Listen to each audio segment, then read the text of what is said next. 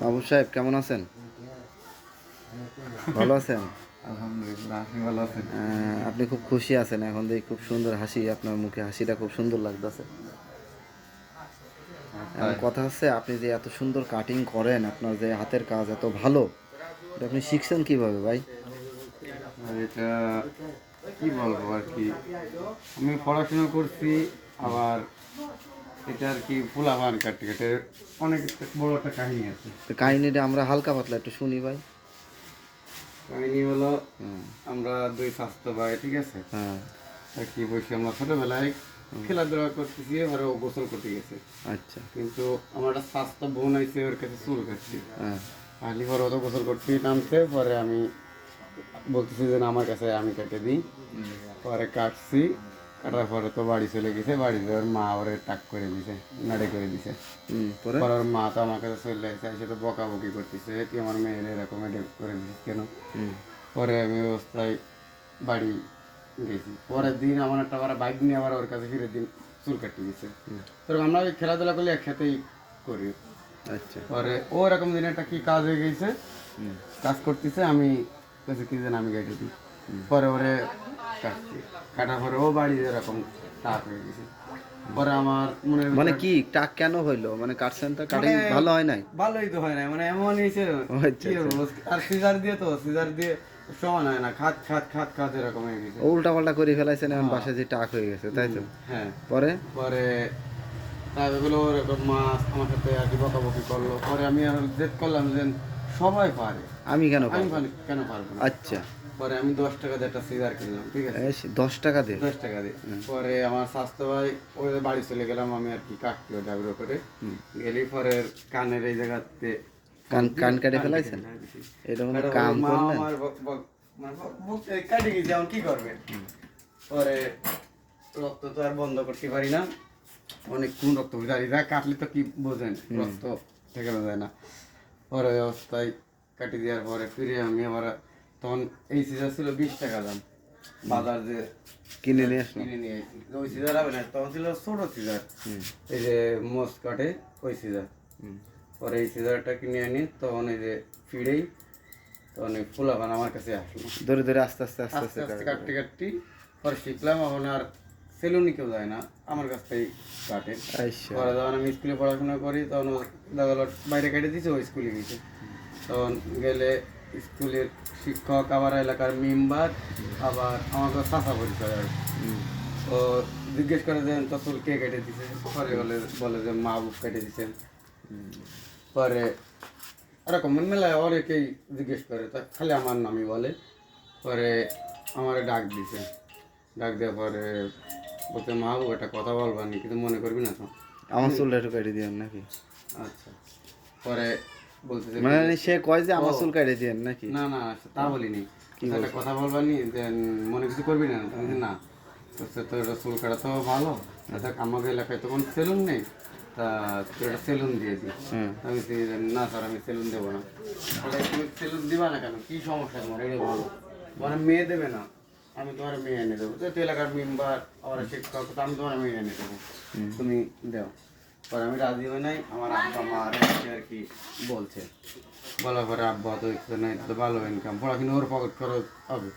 পরে আব্বা আবার আমার কাঠ মিস্ত্রি, ঠিক আছে, টেবিল চেয়ার বুঝছি, কাহিনী বুঝছি, এভাবে আস্তে আস্তে আস্তে আস্তে হয়ে গেল, তাই তো?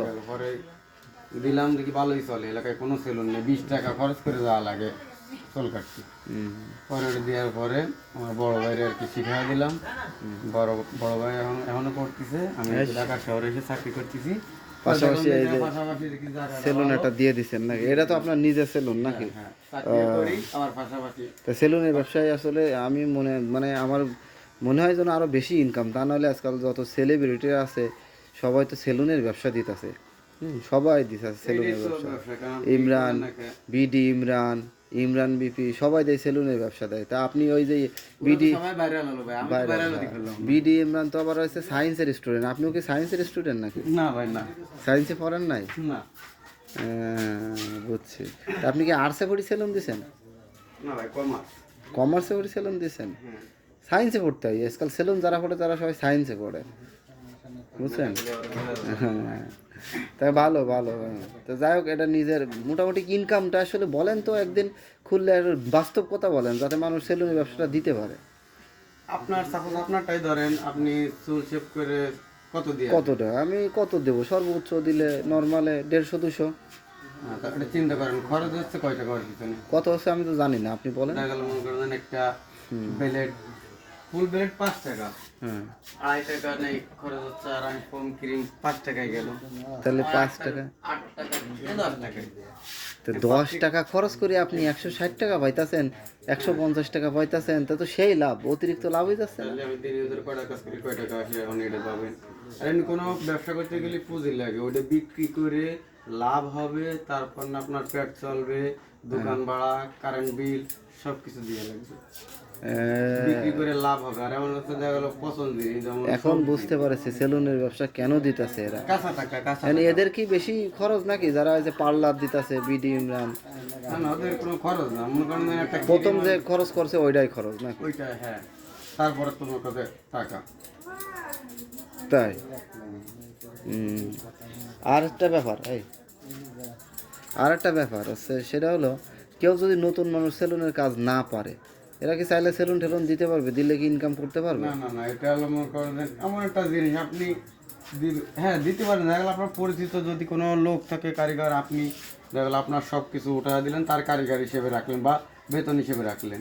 তাইলে কিন্তু দেখা গেল আপনি কাজ জানেন না, আপনি হুট করে দিতে পারবেন না আপনার লোক না থাকলে। যেমন আমার আমি নিজে বাড়ি আমি বল করে দিয়েছি, আমি কিন্তু কারোর ভরসায় দিই নাই।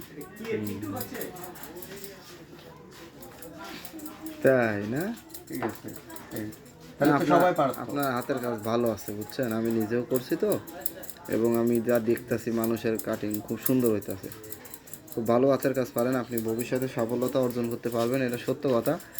আর ওই চাই সুন্দরভাবে ভিআইপি সেলুন দেন, ভালো সুন্দর একটা সেলুন দেন। আমার পেজটার নাম একটু বলে দিয়েন ভাই, যাতে ভাইরাল হতে পারি। হ্যাঁ ঠিক আছে, আপনার হচ্ছে পেজের নাম mahbub.com, সবাই ওই পেজে ঘুরে আসবেন, ঘুরে এসে যাতে ওনার ওই ভিডিওগুলো দেখবেন, যাতে একটু ভাইরাল হতে পারে। ভাইরাল হলে উনি ওই যে বিডি ইমরান বা ওনাদের মতো ভালো ভালো এসি সেলুন বা ভিআইপি পার্লার দিবে নাকি?